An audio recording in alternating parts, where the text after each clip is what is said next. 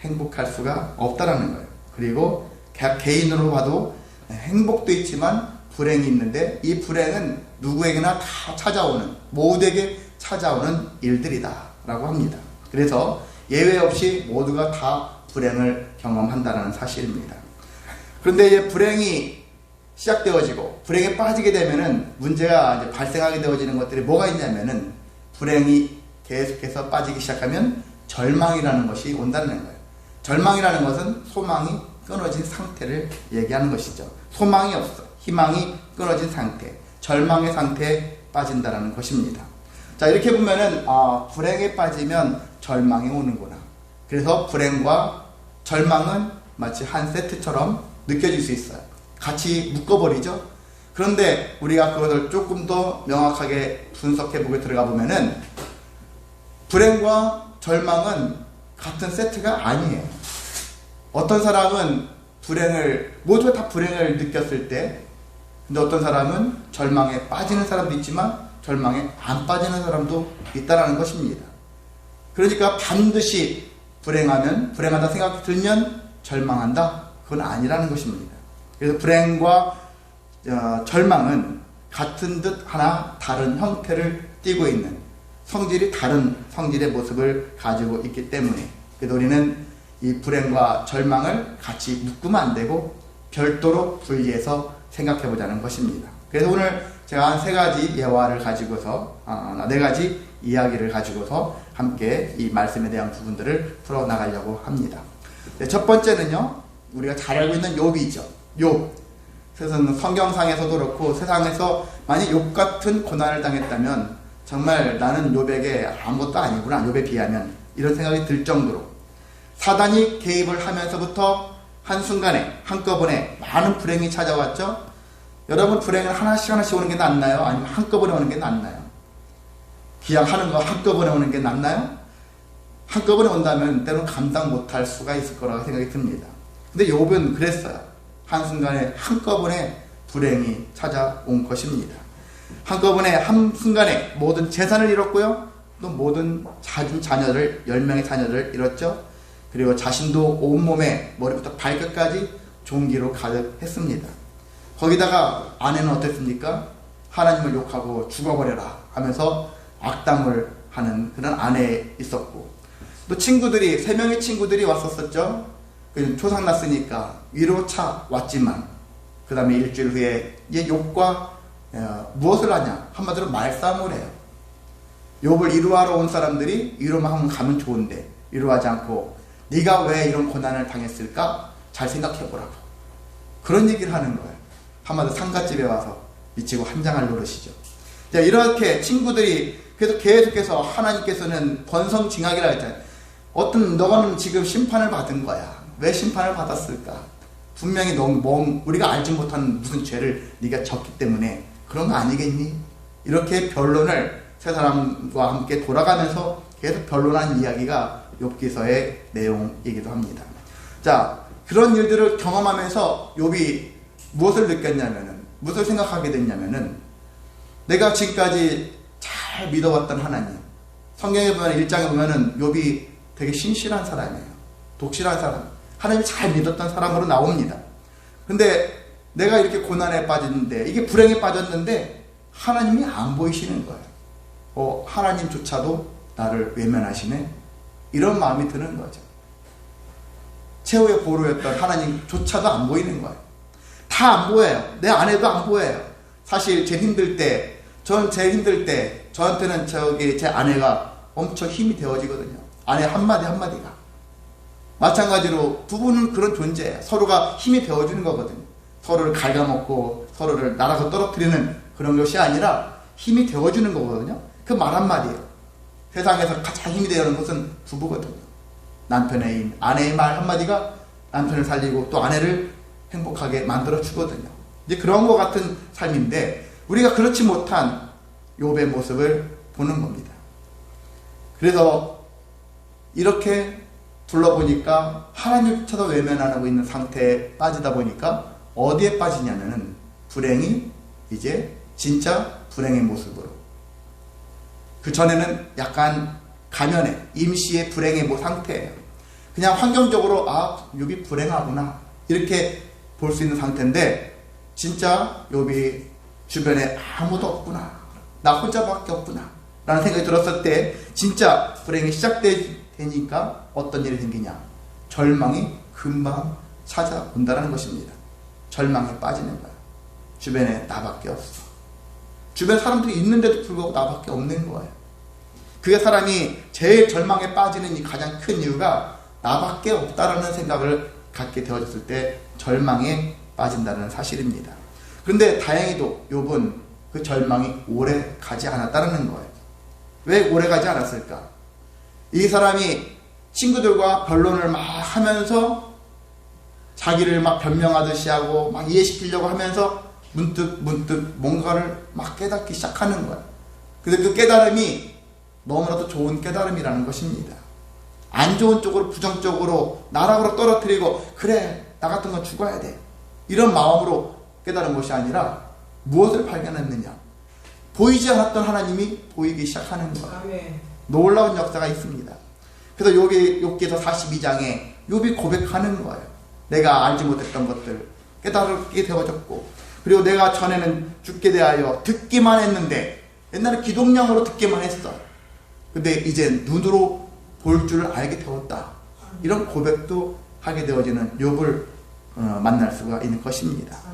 그렇습니다. 하나님이 나와 함께 하시는구나. 내 아내도 욕하고 죽어버리라고 떠나버렸는데 완전 떠난 건 아니라고 성경에 보면 있는데, 아무튼 간에 나 혼자라고 생각했는데 어느새 하나님이 나와 함께 하신다. 그 하나만으로도 절망에서 벗어날 수 있었다는 것입니다. 절망에서 벗어나니까 다음에 있었던 일들은 회복의 역사가 일어나더라. 회복되었잖아요. 자녀들도 다시 10명이 늘어났고 재산은 그 전보다 2배 이상으로 늘어났어요. 다시 회복되어지더라. 절망에 빠지면 아무것도 일어날 수가 없어요. 계속 허위만 되어지고 그냥 사라지는 거예요. 그런데 절망에서 벗어나서 회복되어지니까, 절망에서 벗어나니까 회복되어진다. 근데 이 회복되어지는 일 가운데는 나와 함께하는 자가 있기 때문에 그 사실들을 생각하면서 믿으면서 이런 역사가 생겼다는 것입니다. 자, 이번 두 번째는요, 일본 사람 이야기를 할게요. 기시다 히로미라는 사람이 있습니다. 1968년생, 저보다 한 살이 많은 사람이던데요. 이 사람이 평범하게 살다가 이제 결혼해서 3살 연상의 남편을 만나가지고 결혼했어요. 그래서 첫 번째 이제 딸을 낳고 두 번째 아들을 낳았어요. 근데 두 번째 아들을 낳으면서 이 집안에 불행이 시작되어지기 시작했어요. 그 두 번째 아들이 무슨 불행을 불러왔다고 하는 것이 아니라 그냥 스타트예요. 거기서부터 시작되어졌다. 그 아들이 다운 증후군에 걸려있는 상태라는 얘기죠. 다운 증후군. 정상적이지 않은 상태로 장애를 가지고 태어났습니다.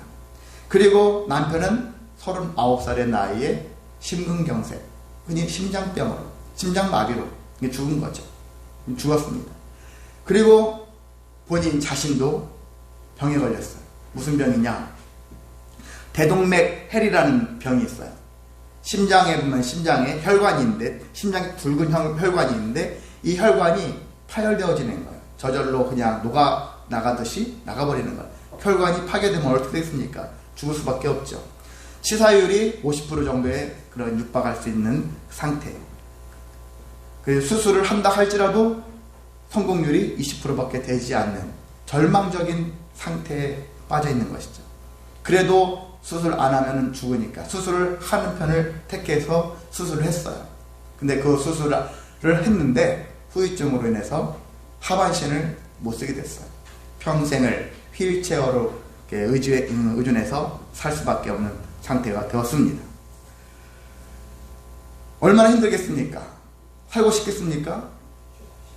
죽고 싶죠. 당연히 죽고 싶을 거예요. 저도 그런 상황이라면 차라리 죽는 게 나을 텐데 이런 마음이 들었을 거예요. 그래서 기시다 히로미 이 사람도 자신의 상황이 너무나 힘들어서 날마다 죽고 싶다는 생각이 들었고, 그리고 실제 자기 딸에게도 나 죽고 싶어, 죽고 싶어. 틈만 나면 죽고 싶다라는 얘기를 했던 거예요. 그랬는데 어느 날 딸이 죽고 싶다라는 말을 듣고서 엄마한테 한 말이 기가 막힌 말을 하는 거예요. 엄마, 죽고 싶으면 죽어도 돼.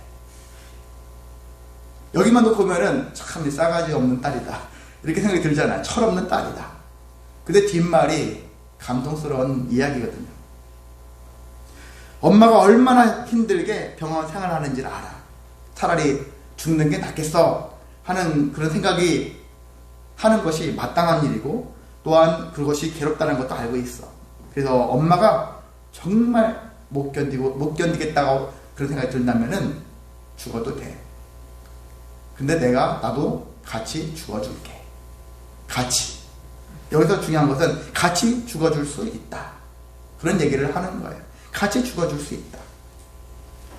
딸은 엄마의 불행을 진짜 나는 왜 이런 집에 태어났어 하면서 짜증내거나 불편한 마음 가지고 엇나가거나 다른 길로 가지 않고 엄마와 함께 하면서 엄마와 같이 있어줬다는 것입니다.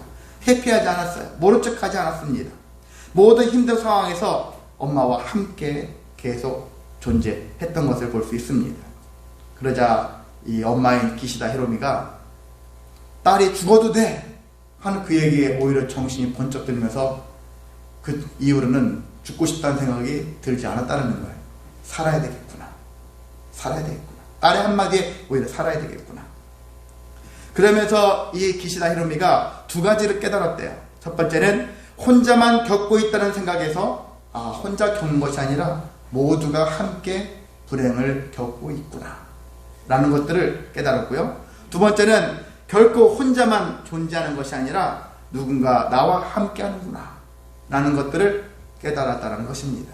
이 두 가지, 혼자만 겪고 있다는 생각에서 모두가 겪고 있는 일이고, 혼자만 존재했는데 아니구나, 누군가 나와 함께 한다라는 사실. 이 사람이 기독교인이라는 얘기는 제가 안 했어요. 그건 상관없고 누군가 이런 발상의 마음을 갖는 것도 중요하다는 거거든요. 가끔 여러분은 혼자라고 생각이 들잖아요. 나 혼자밖에 없어. 근데 돌아보니까 그게 아니구나. 나와 함께하는 자가 존재하고 있구나. 이것을 깨닫는 것만 해도 큰 일이거든요. 자, 이것은요 2019년도판 엄마 죽고 싶으면 죽어도 돼 라는 제목으로 나온 그 기시다 히로미, 이 사람이 쓴 이야기를 출판해서 나온 책의 내용들을 함축해서 말씀을 드린 것입니다. 자, 그렇습니다. 누군가 나와 함께하고 있다. 그것만 여러분이 명심하시기를 소망합니다. 세 번째는 여러분이 이미 한 번쯤은 들어봤을 이야기고, 저도 예전에 한번 예화를 했었는데 다시 한번 하자면은, 스페포드라는 사람이 있었습니다. 이 사람이 1828년생이고 1888년이니까 꽤 연식된 분이죠. 그 사람이 성공한 변호사로서 재산도 꽤 얻었고, 그리고 독실한 기독교인이었어요. 당시대 유명한 부흥사가 있었는데, 무디 아시죠? 무디. 세계적인 부흥사이면서 전도사인 무디 목사님과 함께 같은 교회에서 사역을 하면서 그 회계사도 꽤 재정도 봐가면서 목사님을 섬겼던, 도와줬던 사람이기도 합니다. 근데 그에게 어느 날 불행이 찾아왔어요. 43살의 나이에 시카고 대화재가 발생한 적이 있었는데, 그때 자기 집도 자기 모든 재산이 다 불타버렸어요. 그래서 아무것도 없는. 근데 그 일이 있기 직전에는 첫째 아들이 죽었어요. 급성 피부병으로 해가지고 죽었습니다. 그래서 이런 일이 생기면서, 그리고 또 아내도 그 여러 가지 스트레스를 받으면서 몸이 약해지면서 병들었어요.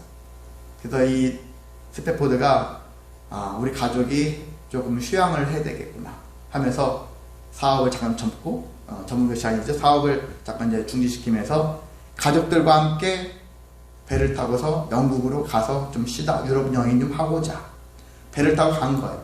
근데 4명의 딸이 있었어요.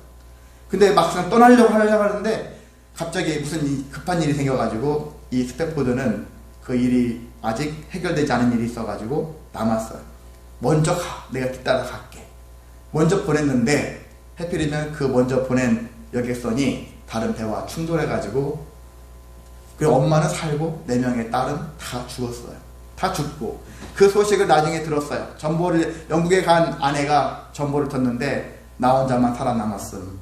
전보만 딱 온 거예요. 나중에 이 남편 스페포드가 배를 타고 거기를 갑니다. 가는데 사고 현장을 지나가는데 안내방송 나오죠. 여기서 얼마 전에 사고 난 현장입니다. 거기를 바라보면서 이 스페포드가 얼마나 마음이 안타까운 마음을 가졌겠습니까? 탄식의 마음, 아픈 마음을 가지고서 바라보고 밤새도록 통곡하면서 왜 나한테 이런 일이, 제가 주님을 위해서 성실하게 성심껏 누구보다도 주님을 사랑하면서 제가 섬기지 않았습니까? 왜 저에게 이런 고통을 주십니까? 하면서 이렇게 부르짖었는데, 그리고 아침에 마음에 오히려 부르짖을수록 어떤 일이 생기냐면은 하나님을 만나게 되어지는, 마음 깊은 곳에서 형언할 수 없는 하나님에 대한 신뢰가 더 깊이 싹이 트고 있다는 거예요. 희한한 일이죠. 고통스러운 일이 생겼는데, 아픈 일이 생겼는데 하나님께 가까이 나갈수록 더 하나님에 대한 깊은 신뢰가 생겼다는 것이거든요. 하나님에 대한 신뢰가 생기면서 내 마음에 평안이 싹 깃들어 오더라는 거죠. 그 아침에 시를 썼어요. 그 시 내용이 아까 헌금송 찬양했던 것, 413장 내 평생에 가는 길. 마지막 후렴 구절이 뭐죠? 평안해. 평안할 수 없는 일이잖아요. 근데 하나님을 만나니까 나 혼자밖에 안 남았다 라는 생각이 들 수 있어요. 나한테 왜 이런 일이 생겼지 하는 생각이 들 수 있습니다. 그런데 하나님이 나와 함께 한다는 사실, 이 사실들에 오히려 하나님을 만나게 되어지고 평안함을 얻게 되었더라.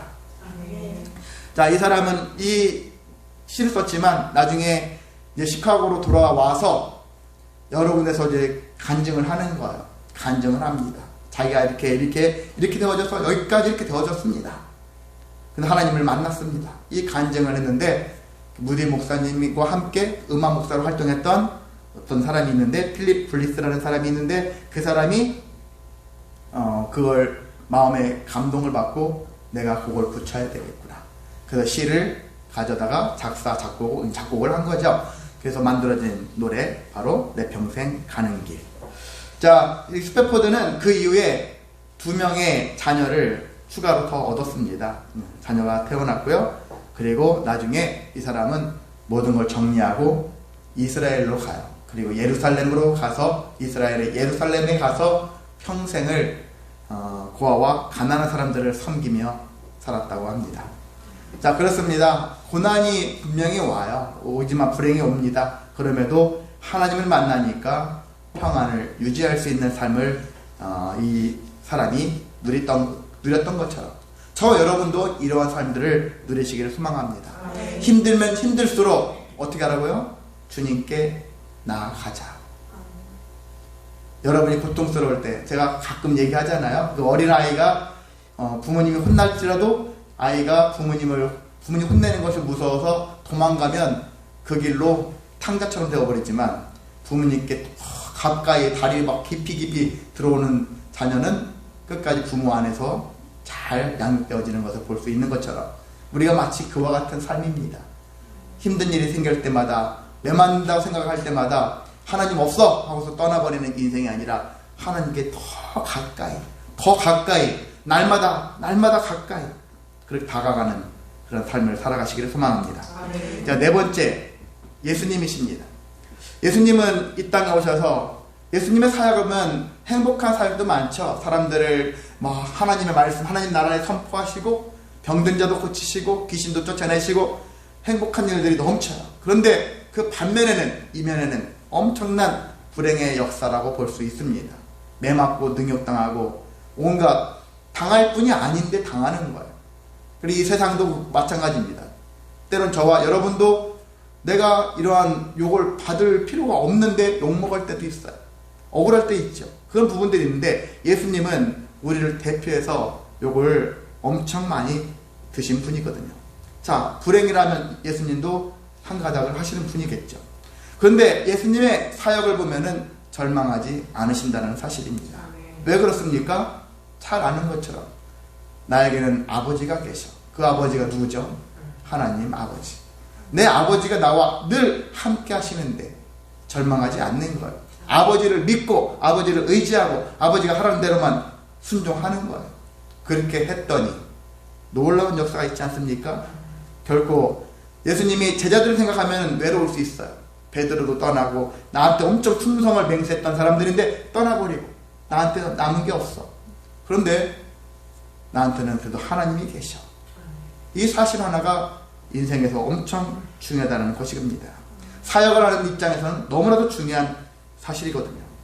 자, 이처럼 우리가 이 네 가지 비유를 했지만 이분들에게만 나타난 현상이 아니라 우리 모두에게 동일하게 나타나고 있는 현상이라는 것입니다. 불행은 정도의 차이는 있어요. 이 사람들은 아주 극단적인 불행을 겪은 사람들이지만 우리는 이 사람보다는 그래도 덜 하잖아요. 그래도 덜 합니다. 그래도 작은 불행이라도 아픔은 아픈 거죠. 근데 그 불행마저도 우리는 어떻게 되느냐? 절망으로 이어지지 않도록 해야 한다는 것입니다. 불행은 누구나 와요. 경험합니다. 근데 절망으로까지 이어지지 않게 하자. 그러려면은 나 혼자가 아니라는 사실을 여러분이 발견하셔야 하는 것입니다. 자, 우리는 충분히 발견할 수 있습니다. 왜냐? 여러분이 말씀을 보신다면은 그걸 발견할 수 있어요. 정말 창세기부터 요한계시록까지 말씀을 쭉 읽어보실 때 어떤 관점이냐? 하나님의 약속을 보시라는 것입니다. 하나님 우리한테 뭘 약속하시는가? 내가 너에게 구원을 줄게. 내가 너에게 건강을 줄게. 재물을 줄게. 뭐 좋은 인간관계를 줄게.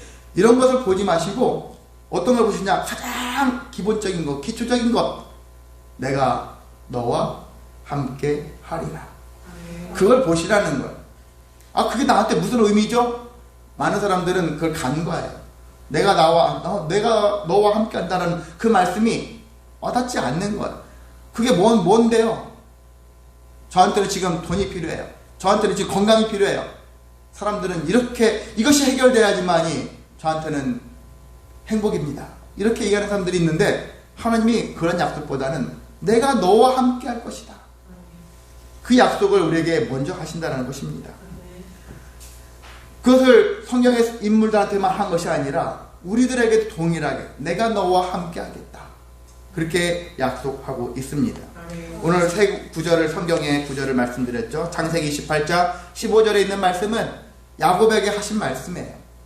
베델에서 형 에서를 어떻게 피해가지고 도망치다시피 집을 떠나서 베델에서 잠자다가 하나님을 만난 거죠.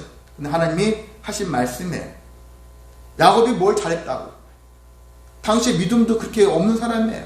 그냥 믿음의 가정에 태어났지만 믿음이 있는 삶을 살아간 사람은 아니에요. 당시로서는.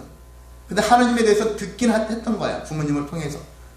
그렇게 믿음이 좋다고 할 수 없는 사람이었는데 근데 하나님이 나타나셔서 하나님에게 음성을 들려주십니다. 내가 너와 함께하리라.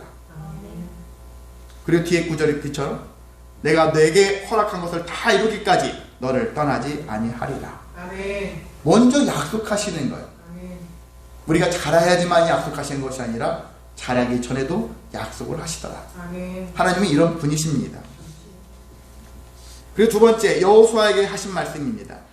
여호수아 이제 모세를 떠나보내고 여호수아가 민족의 지도자가 되어졌어요. 근데 모세의 그 아성에 도전하기에는 내가 너무나도 미약해. 리더십이 없어. 불안해. 부족해. 이런 생각을 가지고 있는 거죠. 모세에 대한 열등의식도 있는 거죠. 그런 마음을 가졌을 때 하나님이 모세에게 하신 말씀이 뭐냐면 모세가 그렇게 뛰어난 지도자로서 사역을 감당할 수 있었던 이유는 전적으로 내가 모세와 함께 있었기 때문에 가능했던 거다. 그 얘기하는 거예요. 여러분 보세요. 내 평생에 너를 대적할 자가 없으니 내가 모세와 함께 있었던 것 같이 모세와 함께 있었더니 모세가 그런 능력을 발휘했던 것이다. 그래서 내가 너와 함께 할 거다. 그러면 여호수아에게도 능력이 발현이 되어지겠죠. 그렇습니다. 우리는 이렇게 여러 가지 힘들고 주저하고 불안하고 이런 생각이 들었을 때 하나님이 나와 함께 하신다. 모세에게 함께 하신 하나님, 여호수아에게 함께 하신 하나님, 나에게도 함께 하신다.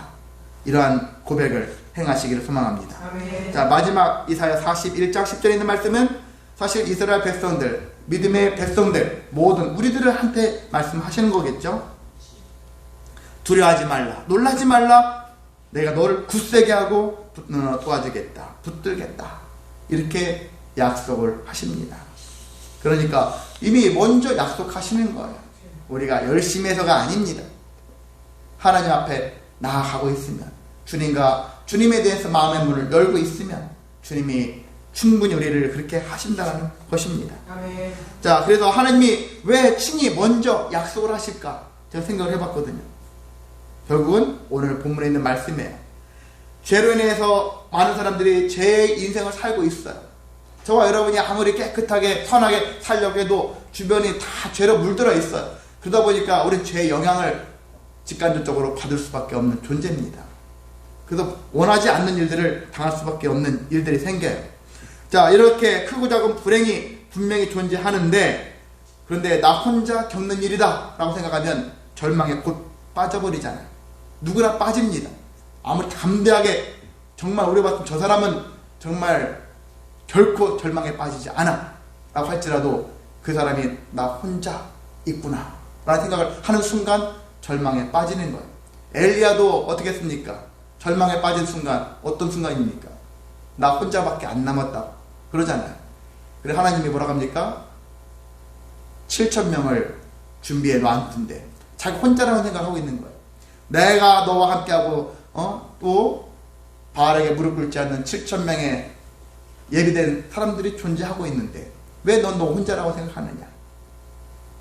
마찬가지죠. 그래서 혼자라는 생각을 우리는 종종 많이 할 때가 있는데 결코 혼자다라는 생각을 버리시기를 소망합니다. 아멘. 버려야 되는 거예요. 이 혼자라는 생각을 가지고 있는 순간 우리는 늘 수시로 절망에 빠질 수밖에 없다는 사실입니다. 그래서 하나님은 왜 약속하셨을까? 내가 너와 함께 하겠다라는 약속을 왜 하셨을까? 우리가 절망에 빠지는 것만큼은 막고 싶기 때문에 그런 말씀을 하시지 않았을까? 아멘. 일단 절망에 빠지지 않는 게 중요하거든요. 불행은 누구나가 오지만 내가 절망에 빠지지 않는다면 다시 회복할 수가 있으니까. 절망에 빠지면 회복이 요원하거든요. 언제 회복될지 몰라요. 기약이 없습니다. 근데 절망에 빠지지 않으면 곧 회복되어진다는 사실입니다. 아멘. 이렇게 하나님께서는 절망이 아니라 내가 너와 함께함으로 인해서 너에게 소망이 되겠다. 아멘. 그렇게 하시기 위해서 우리에게 약속하신다는 사실입니다. 다른 약속도 아니고 내가 너와 함께 하겠다. 아멘. 이 약속을 붙잡고 저와 여러분이 그렇습니다. 수많은 불행, 나는 이렇게 불행해. 그래, 불행을 외칠 수는 있지만 절망에는 빠지시지 않기를 원합니다. 아멘. 그래서 다시 일어나서 하나님 주신 은혜를 회복해서 하나님께 영광 돌리며 살아가는 저와 여러분 되시기를 주님의 이름으로 소망하고 축복합니다. 아멘. 다 같이 일어나셔서 찬송